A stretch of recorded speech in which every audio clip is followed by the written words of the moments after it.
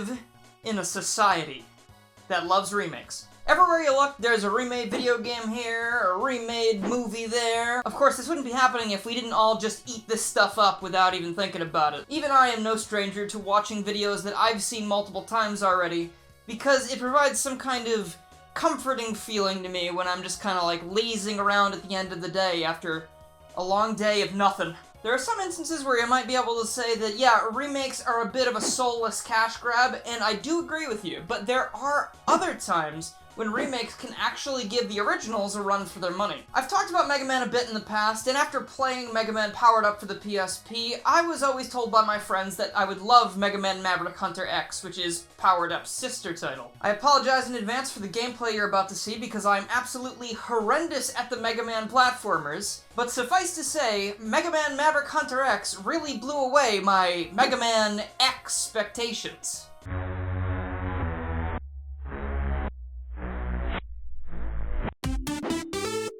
Mega Man.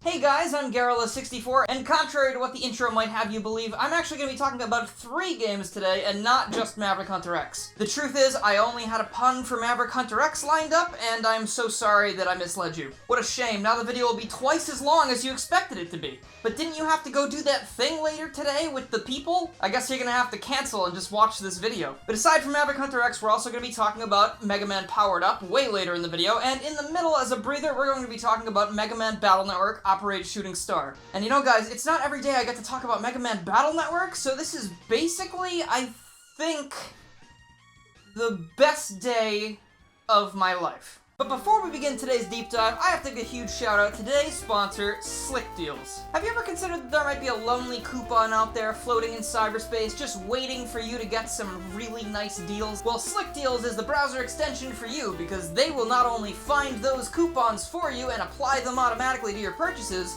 they'll also do it for a grand total of $0.00. You can also take a look at their handy-dandy deals section to see some things that almost might have slipped through your fingers if you hadn't checked here, such as Immortals Phoenix Rising. I've heard that's a pretty good one, and for $15, I think I might just find out for myself if people are telling the truth. Installing Slickdeals is as easy as clicking my link in the description, and then bam, you'll be saving money in no time. I really hope you end up giving it a shot and saving some money like I did. Now let's get back to the action. In previous videos on Mega Man, I've told you about how bad I am at the platforming titles. I never really played the platformers when I was growing up. I pretty much sustained myself on Battle Network and Star Force, and I'm still very happy that that is the case. But that also meant getting into the platformers later in life has been a little bit difficult. For instance, way back when I tried to play the classic games, did not like them, so I skipped right over the X series for whatever reason, went right to Zero, which some people say is harder than the X series, so I have no idea how I managed to complete any of those games,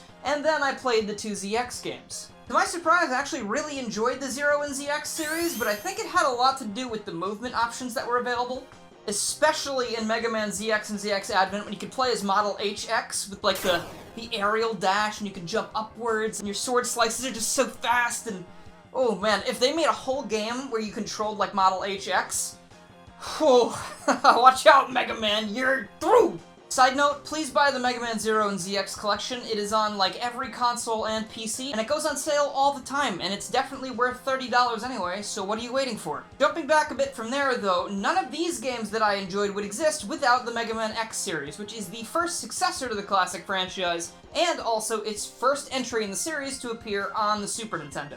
Alright, so to set the scene, you know all those iconic characters, you know Mega Man, Roll, Bass, Proto Man, the assorted jumble of Robot Masters. Forget about all of them, they're probably dead. Mega Man X takes place in the far-off year of 21XX, whereas Mega Man took place in 20XX. So there's something like 100 years between the two, but we don't know how many specifically because of those pesky X's. What are you trying to hide, Capcom? Do you know something we don't about the future? Like, Mega Man's only got, like, 80 more years to happen, or else you're a liar. You might be wondering, with Mega Man gone, who's protecting the planet now? Well, fortunately, Dr. Light thought about that, so before he passed away, he began work on a new robot, which he called Mega Man X. As you can see, he's basically Mega Man, except much, much taller, and less importantly, he's also the first ever robot to have true free will.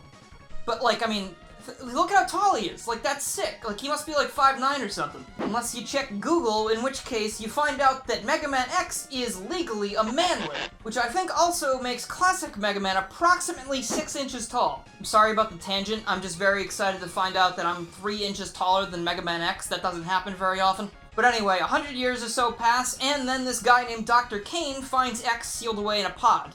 After activating X and using his data, they're able to create a whole new race of robots called Reploids that share this same free will that Mega Man X has. But according to a lot of the people in this universe, for some reason, X is still the king. Like, he's built different, I guess you could say. With this free will that the Reploids have, also comes the capacity for misdeeds. So anyone who decides to, you know, destroy property or maybe rob a bank or jaywalk is now considered a Maverick, and Mavericks are fair game for the newly minted Maverick Hunters to go capture. I don't know if you have like a strike system where it's like if you do 3 bad things, then you're considered Maverick, or like, you know, you steal candy from a baby and you're immediately a Maverick, like no turning back. They don't elaborate on this. X actually becomes one of these Maverick Hunters because he wants to try and like make the world a better place, which is nice. I don't know if it's part of his programming or if he's just a really cool guy under his commanding officer Buzz Lightyear, and with friendly faces such as Vial, who will absolutely not go Maverick with a name like that. Eventually, the Maverick Hunters would stumble upon a slumbering robot named Zero, who, unknown to them, was actually being created by Dr. Wily at the same time that Dr. Light was working on X. Dr. Wily instilled this virus in Zero called the Zero virus, which would make Zero patient zero for the Zero virus, just to be clear. And once he's activated, he starts attacking people, and then, bam, the virus gets transferred to Sigma, while Zero becomes a good guy. Sigma then becomes the biggest bastard of all time and never dies ever. And even eventually when he is killed off for real, it will have ridiculous consequences. Side note about this whole exchange, I really wish Dr. Wily could have lived to see his greatest creation become BFFs with a light robot, because I feel like that would have driven that man up a wall. That's pretty much everything you need to know about the universe of the first game. Together now, X and Zero have to put a stop to Sigma and his 8 Mavericks, and I'm sure you can see where this is going if you've seen the classic games. As Mega Man X, you travel to 8 different locations throughout the world, defeat a few animal-themed fellas and steal their powers, and then take the fight directly to Sigma. Aside from some new moves like the dash and the wall jump, it's basically Mega Man business as usual, including, you know, the weakness order and the levels being very difficult and spikes killing you in one hit and all of that really fun stuff. As of this video, I've still only played X1 and almost finished X2, but I can say out of all the classic Mega Man games I've played, even Mega Man 11, I like these two a lot more than those. I think again it's something to do with the movement differences, like Mega Man Classic kind of like will just run and jump and shoot, but Mega Man X with the dash and stuff, like it just feels so, like it's perfect. And I guess it also makes sense because Mega Man X in-universe is also just a lot better than Mega Man is. So I think I'm justified in saying these things. The levels are also a little bit more interesting to me because, again, X has that enhanced mobility that Mega Man did not have. It allows for a lot more areas where you can just barely make it with some really precise jumps and dashes and wall jumps, and these will usually lead to secret upgrades for X, thanks to our gracious father, Dr. Light. I think it's really cathartic to find these upgrades and then suddenly be able to take, like, double the damage, for instance, because, again, I am a miserable failure at these video games. And having double health, that gets me through the game.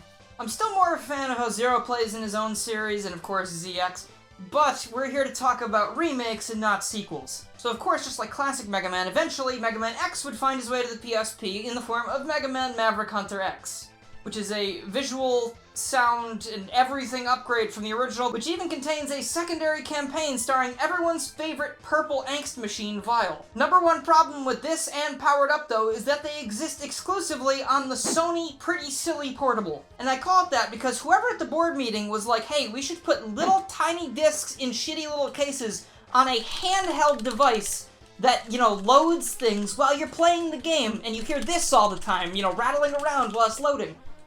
That's silly. The game still plays out like you would expect it to. X still arrives at the destination of all 8 Mavericks he has to take on, but now before they fight, they all have something to say about, you know, Mega Man X and his funny little quest. Usually it's something about Sigma being correct and, oh, I'm so sorry, X, that it has to be this way, which is really nice that some of them actually seem remorseful for their actions as a Maverick. and actually hint at, like, some friendships between the characters. Like, it makes it a little bit more somber of a journey that, you know, X has to go evaporate 8 of his best friends or whatever. All except Launch Octopus, that guy can eat shit. And don't you worry, Mega Man fanatics, if you liked the terrible voice acting in Mega Man 7 and Mega Man X4, you are in luck, because the voice acting is a little bit better here, but still has some very legendary line deliveries. Launch Octopus? I am Launch Octopus. It's so funny to watch stuff like that, and then like X in the final battle, where Zero is now dead, spoilers, and X is pissed because his bestest buddy forever is dead, as most people would be. And he's just like, Sigma! You won't get away with this, Sigma! Like, just screaming. Like, it's so overacted, it's fantastic.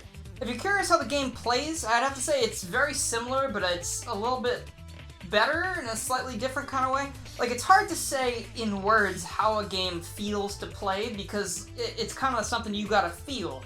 So maybe, I don't know, you could look at this quick comparison to, like, get the gist of it. I would also say, just go play it yourself and see how it feels, but also, you know, it's trapped on the PlayStation Portable. It's not very economically justifiable to go buy this and Mega Man Maverick Hunter X, or buy a Vita, because, like, you know, I don't know how many people own either of those things in the year 2022, and I also don't know how many people owned a PSP or a Vita when they were even relevant, so...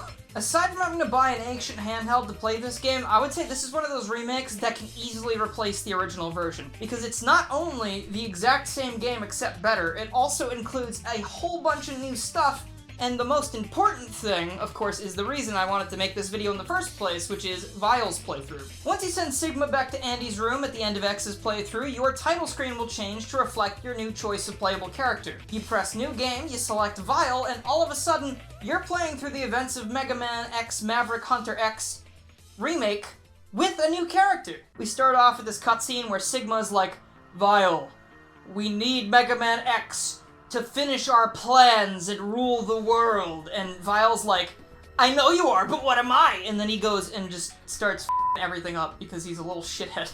I haven't mentioned it up to this point, but I don't understand Vial's motivations very much, because he seems very much just like a playground bully. Like, literally, he'll roll up to X and he'll just go, why am I doing this? Because I hate you! And it's like, how old are you? Are you 10 years old? I don't know how old any of these robots are, I gotta be honest. Like, Mega Man X is over 100 years old. Is Vial, like, 3? Vial has a lot of differences from X's playthrough. For instance, you might notice in the intro stage, the slightest spring breeze will put him in the hospital, which, I'm not gonna lie, almost had me not wanting to finish his playthrough, so I almost gave up. But I'm glad I didn't, because once you finish the first level, yes, the first level was kicking my ass. Once you finish the first level, and then you complete subsequent Maverick levels, Vial will actually receive new equipment to use in place of his other abilities, because of course he does not copy things like X does. Vial has a blaster weapon, a knee weapon, and also just a standard buster / attack weapon. These things can range from like a rocket punch fist attack, which I ended up using for a lot of the game. He can shoot lasers out of his cannons, he can shoot like rolling cutters that boomerang back to him. He can shoot fire out of his knees, and I think that might be a power I'm developing too, because as I get older, my knees hurt more and more, so obviously I'm getting superpowers and not just turning to dust, right? I graduated from high school 8 years ago, I'm already dust. At the start of each level, you're able to select which weapons you want to take with you into each stage, and you're able to change it every single time you select a new stage. The caveat of that, though, is that you have a meter that you have to adhere to, and you cannot pass the number that it says for Vial currently. As you complete levels, that meter will go up, and you're able to select stronger weapons in tandem with other strong weapons. But I don't think it ever gets to the point where you're completely broken. I would love it if there was like a new game plus for Vial, where you could just select anything you wanted. I think that'd be really neat. But the variety in weapons here is so stellar. Like, there are some weapons that can shoot, like, diagonal up or straight up, or you can like tilt them so they go forward and they're a stronger but slower attack that leaves you open more. There are some attacks that are super fast but they don't do very much damage, so you're really able to build Vial in a way that allows you to get your best playstyle going. If you really like being up close and personal with enemies and Mavericks, you can do that and deal a ton of damage at the risk of maybe taking more hits. But if you want to stay way farther back, you can have some long-range weapons that still do some okay damage, but yeah, you're safer, whatever. There are even weapons that they have that are like super situational. So for instance, there's like a fire knee attack that'll work underwater, where most of the time that attack specifically will not function down there because of physics. So it's nice to see that they didn't just like, you know, mess around and add a bunch of like pretty useful weapons that can be used everywhere and then some that just are completely useless. It's like you could still use that one on land and underwater, but it's up to you if you want to do that or go the whole level without using it. It's bada bing. I'm just gonna come out and say it here. I think Vials' playthrough is actually better than Mega Man X's playthrough. Sorry. The versatility of this character is just so much fun to mess around with that I was even replaying levels after I've already beaten them, and that's not something I usually do in a game like this. Especially if I'm recording it, because I'm trying to, like, keep it as small of a file as possible so I don't have to send 1,000 gigabytes of video footage to my friend Andrew to edit. I'm not very good at these days, I'm so sorry. Vial even has his own separate final boss encounter where X teleports in, Vial's getting ready for a rumble, and... Okay, Vial buddy, I know you're the protagonist in this run, but it's not looking good for you, I gotta say. This boss fight's actually really intense. This took me like a lot of tries to get right, and once you win, you still lose. It's kind of one of those fights. I mean, technically Vial wins the fight, but then X and Zero pull some shenanigans right at the end, and they just like waste Vial and then like slink off to go fight Sigma, I guess. And then eventually Sigma shows up. Maybe this is an alternate timeline now that I'm thinking about it, because I was thinking maybe it could fit in because X and Zero still go and confront... Maybe it is alternate. Because Sigma shows up after and he's like, wow, what a waste you are. What a wimpy little baby bitch you are, Vial. And Vial's like, ugh. And then he just goes silent because he's like dead. But like, people don't die in this series. Look at Sigma, he comes back 1,000,000 times. So yeah, Mega Man Maverick Hunter X is a really amazing game, and I kind of wish that Capcom would just, you know, put that powered up on a new collection and release it for modern consoles, because I think it would sell a lot, and a lot of people would like them as entry points to these two franchises. I'd also really like to play as Vials some more, because that playthrough kicked ass. I know I said I would play a Model HX game earlier, but forget that. I want to play as Vial in every video game from now on. You'd certainly make Animal Crossing New Horizons a little bit more entertaining. And to prove my point of how people would really like to see more games like Mega Man Maverick Hunter X, here are some words from my friends, the Mega Man experts. Love Maverick Hunter X. The music, the art, the lore, the gameplay, it's all everything I wanted out of a Mega Man game as a kid. And I'm still mad that Capcom took this beautiful blue baby boy and abandoned him before he could get his feet off the ground. They will never give us Maverick Hunter X 2, and I will always cry myself to sleep every night thinking of what could have been. Hashtag redemption for Dr. Kane.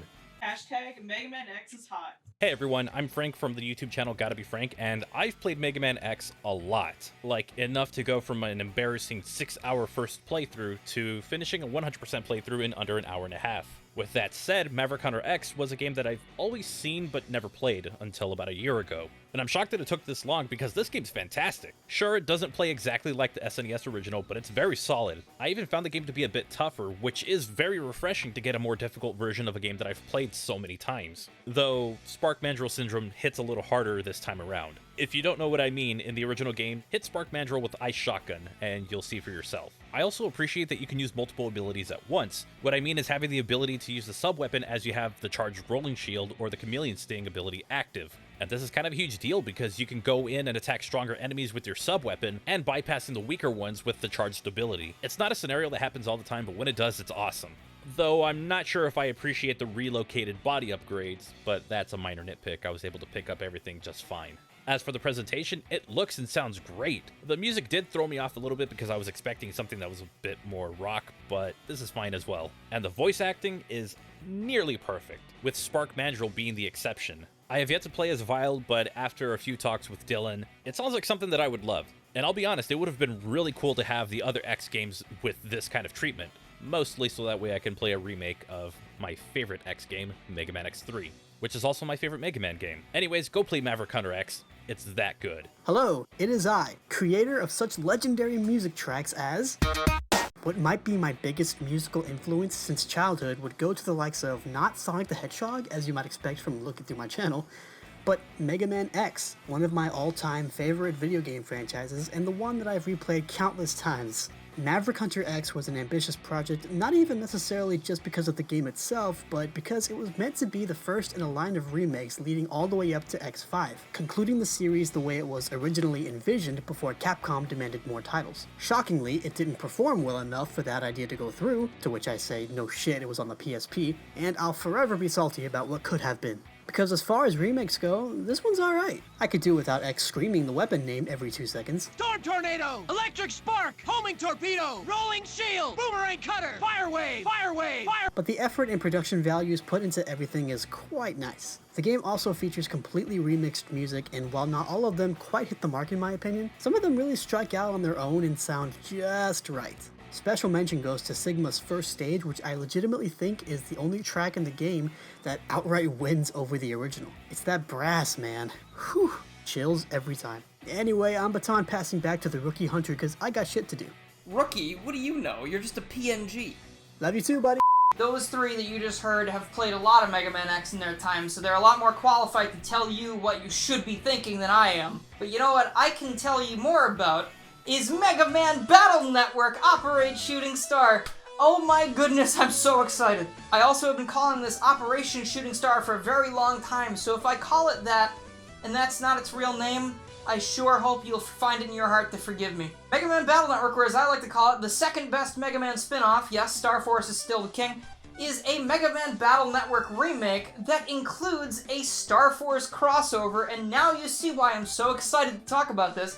It's two of my favorite things in the world in one little package! Alright, so backstory. What you need to know about Mega Man Star Force and Mega Man Battle Network is that they take place in a separate continuity than the regular Mega Man games, Mega Man X, Zero, yada yada yada. These two are directly related, seeing as Mega Man Star Force takes place 200 years after Mega Man Battle Network. But as this is a Mega Man Battle Network game, I'm gonna give you the rundown. So listen up. Mega Man Battle Network stars a character named Lan Hikari and his best friend, an AI program named Mega Man. Mega Man is a super intelligent program that Lan can use to traverse different cyberspace terminals and the internet as a whole, and he usually just uses this to slack off and battle viruses and his friends' navis because he ain't about all that school stuff. You see, in this universe, Lan's grandfather, Tadashi Hikari, was working on some super advanced programs and stuff to, like, link all the computers in the world together. Yeah, sure, that'll totally work. And he put his best people on this idea and eventually created what we know today as the cyber world and all of this super advanced internet technology. So instead of putting it all into robotics, we now have super advanced internet and programs. Tadashi Hikari is actually this universe's Dr. Light, so by that extension we must have the inverse of the coin in Dr. Wily. So Battle Network's Dr. Wily is Dr. Wily. Yeah, they didn't change Dr. Wily's name or design, I guess because he was already perfect. And I guess, Tadashi Hikari, Hikari means light. This is still technically just Dr. Light if you want to nitpick it, but it's fine, we can move on. So Dr. Wily's very upset because, you know, I assume his funding for robotics was pulled because he is a dangerous psychopath no matter what universe we're in. So he decides to start this organization called World 3, which is usually just written as WWW, but I'm going to be calling it World 3 because WWW takes longer to say. He's got a whole bunch of freaks of nature chilling out with him, and they all set out to make, you know, slight inconveniences happen for elementary school students. Yes, Lan and his friends are in elementary school, and most of the time, Wily and his friends are just kind of like, we're gonna set your oven on fire!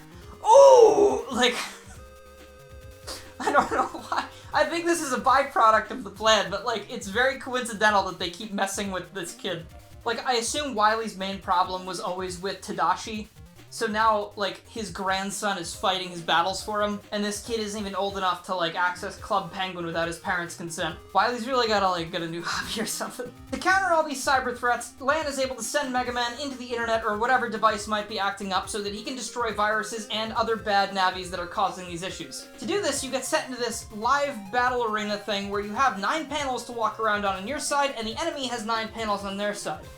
When the battle starts, and at different intervals when the bar at the top of the screen loads all the way, you're able to send battle chip data to Mega Man so he can deal more damage to the opponent. The thing I love the most about this series is that you are able to completely customize your deck of battle chips however you want. So you'll find these things all around the place. Like sometimes you'll find them under a plate of spaghetti in Lan's house, you'll buy them from the shop, you'll illegally download them off the internet like any, young whippersnapper would. And each chip has a letter code that you need to abide by when you're selecting on the chip selection screen. So for instance, if you have 2 chips with the letter B or N or you can pick any letter you want. If it's the same letter, you can pick both of those chips or as many chips that have that same code on the screen that show up. You can also select any star cards that might be there, but those are a lot harder to come by. This brings in so much strategy as to what you want to put in your deck, and you can build up these combos of chips that you're like, okay, I sure hope these 3 show up together, because then I can really kill everyone in a matter of seconds. And depending on how fast you beat certain battles, you get new chips, or you get money to buy more chips, and oh my gosh, it's so much fun. I love deck building card things like this. There are not enough of these in the world. When I was a kid, I played 4 out of the 6 of these games, excluding some of the spin-offs of this spin-off series, and I loved them to pieces. But later on in life, I would go and check out the first entry to the series, and I wouldn't have the best time with it because it lacks all of the advancements that the later entries had. Like, of course, that would happen because it's the first time they're making this game. But when I go back and play this and the encounter rate is stupid high, and you can't run from battles unless you find the run battle chip in your deck, and the net is a ridiculous labyrinth because apparently Tadashi modeled it after one of those stupid, maze things you'd see on, a McDonald's playmat or something. It got to be soul-crushing how often battles would pop up, and then I would realize in the overworld I was running the wrong way, so I'd have to run all the way back to the other place I was trying to get to, and oh boy, did not like that. But what is that, you say? There's no reason to play the original version of the game? Because there's a remake on the Nintendo DS that not only has a map, but also includes the run button, and has a lot more fixes, and has a crossover with Star Force, but you can't play it because Capcom never released it in English? Because they hate you and Mega Man? I'm gonna cry. Yeah, that was my life for a while, because I knew about this game, Mega Man Battle Network Operation Shooting Star, and I couldn't play it because it was all in Japanese. Capcom decided it would not be, lucrative enough to bring over to any other territories, so that's just how it stayed. But fast forward to a couple years ago, there was a translation that was completed for the game, so now all of us can play Mega Man Battle Network Operation Shooting Star and experience how much better it is. So of course I just mentioned that there is a map and you can now run from battles. I'm pretty sure the encounter rate for the game has been toned down a little bit, and there are a whole lot of other fixes to some puzzles that were a little bit more obtuse than they should have been. But the main thing that made me want to check this out is that there is a whole new scenario in the form of the Mega Man Star Force crossover. There have been small crossovers with EXE and Star Force in the past in the 3 Star Force titles for the DS, but it was mainly just Star Force Mega Man talking to Mega Man EXE, and then Mega Man EXE would give him a special reward like the BN Blaster, which is a really fast rapid-fire weapon.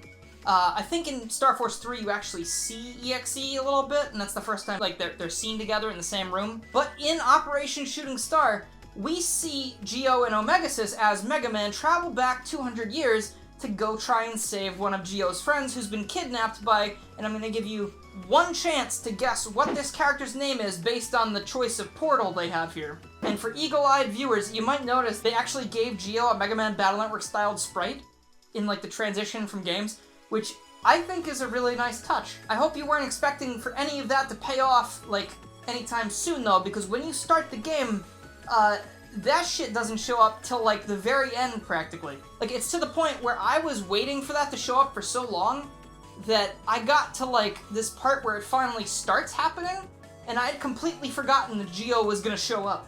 So you're outside Meilu's house, right? And they're we were gonna do some nefarious, evil things over here, but your blue Mega Man was out in the real world causing trouble for us. And Lan's dude, what? What? And then you go into Meilu's house, and she's oh my gosh, Navi kidnapped Roll. So Mega Man runs into the internet and finds who else but Star Force Mega Man slinking around, trying not to create a paradox. But eventually, the two have to fight, and Geo loses, but also, that's complete bullshit, because if Geo hadn't been holding back, he would have eviscerated this little piece of data. But you can't really destroy, like, a hero who saves the world 6+ times, because then, you know, the butterfly effect, you might have a little bit of repercussion. So Mega Man EXE runs into the clock portal to go see if he can find Clockman, and then immediately gets stopped in time because that's what Clockman's all about. Geo, seeing this, is like, oh my god, the timeline is so fucked. So he comes out to talk to Lan and Meilu, and they're like, you're from the future, I don't believe you. I just love the interactions of these characters, and I was worried at first that Geo wouldn't be written like he was in the previous games, but he feels very Mega Man Star Force 3 Geo, where he feels like a hero, but he's still like a nervous kid.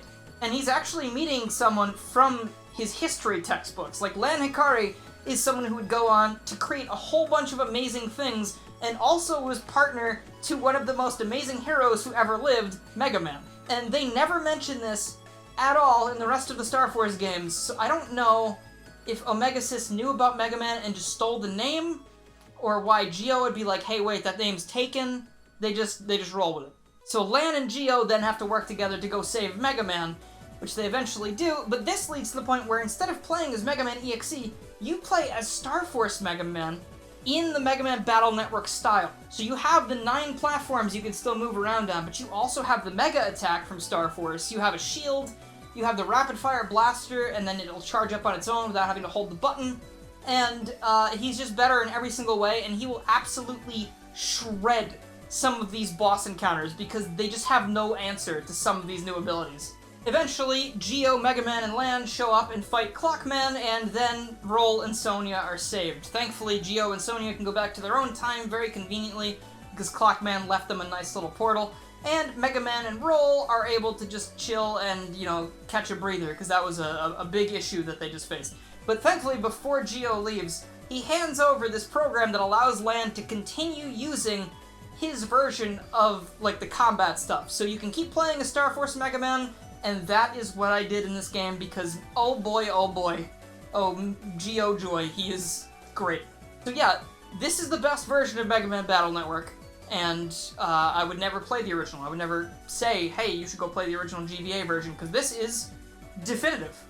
It's kind of the same thing where it's like, I really would have liked to see maybe Mega Man Battle Network 2, 3, 4, and 6 remake for the DS or further, you know, maybe on the Mega Man Battle Network Collection, if that ever comes out. Please, Capcom, include Battle Network Operation Shooting Star, because it's the best version.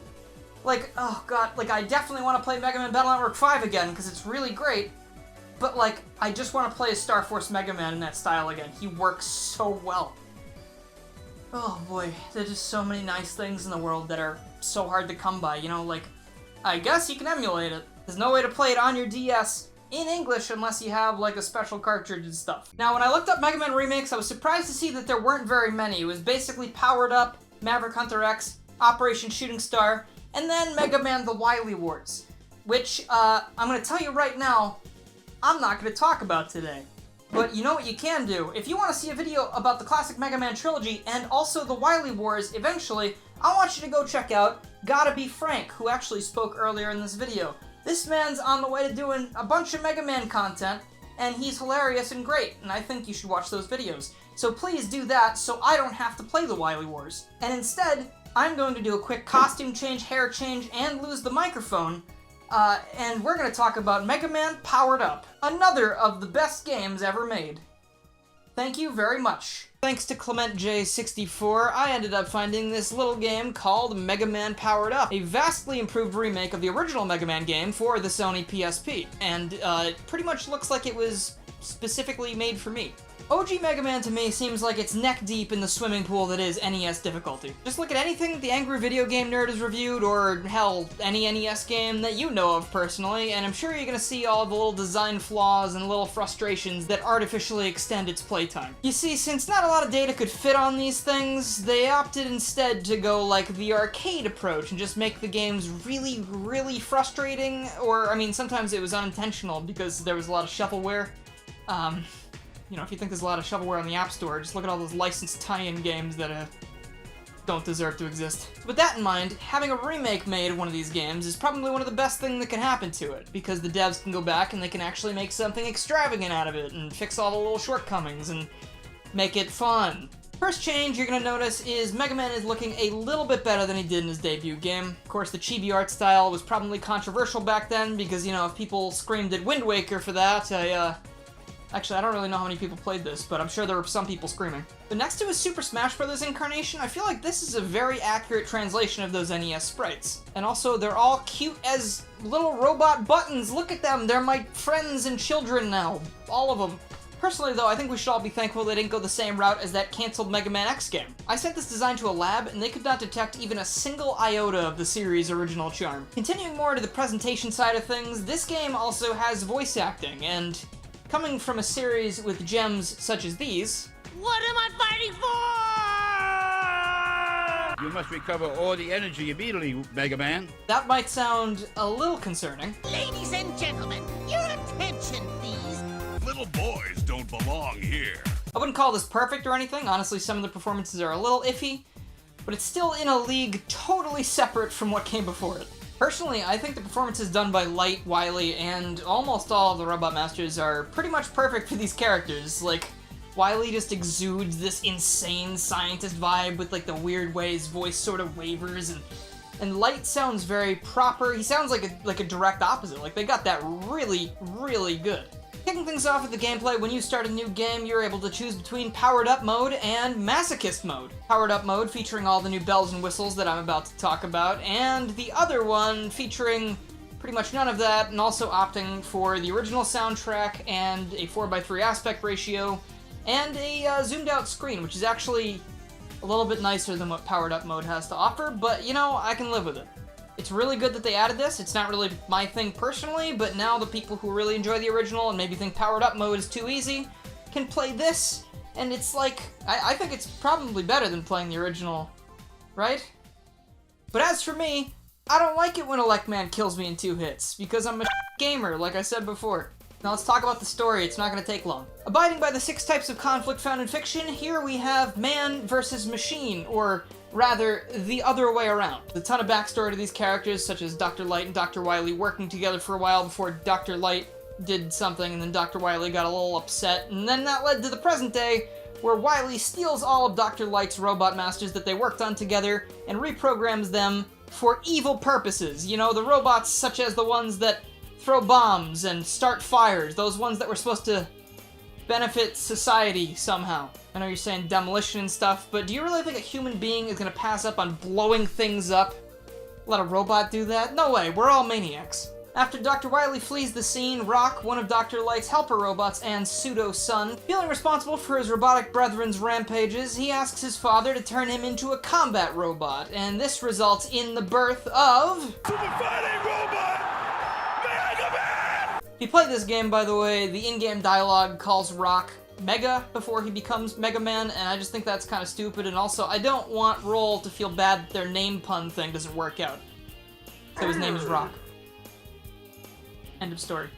The story then takes a backseat to the gameplay, in which you hunt down all of the classic Robot Masters and newcomers Time Man and Oil Man, and then you waltz right up to Wily's fortress and destroy whatever menacing mech he's got waiting for you. You're then allowed to go through these stages in whatever order you please, but most, I would assume, would take the route that lets you dispatch most of these heads as fast as possible.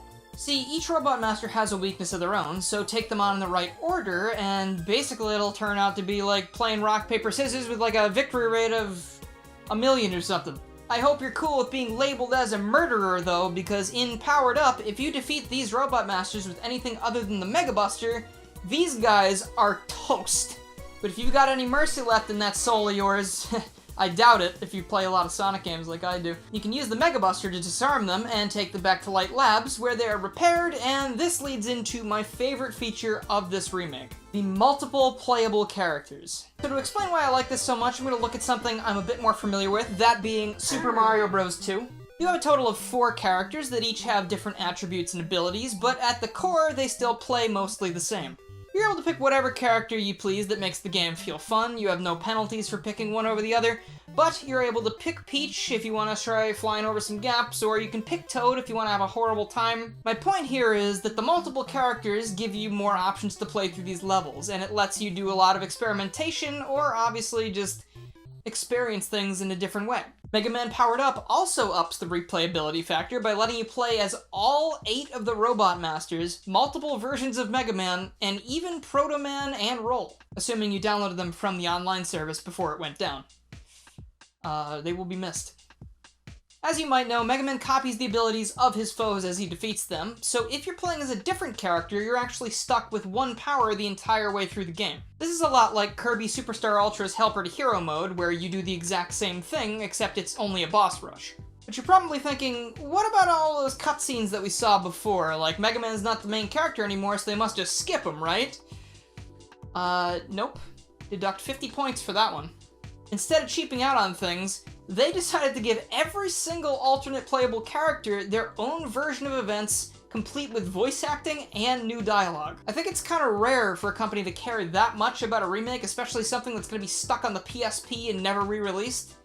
So kudos to the people who did that. That was a really cool idea, and it really fleshed out the characters of this game. And once again proving that these guys are the Chads of remakes, they added a whole new boss to this game that replaces whatever Robot Master you're playing as. This is Copyrobot. He has a very unique and clever name, and he is a diabolical dickhead who deserves to be destroyed on sight. I'd be lying if I said his fashion sense wasn't amazing, though. I mean, look at that scarf. You never really notice how much a little bit of neckwear can really enhance a character design.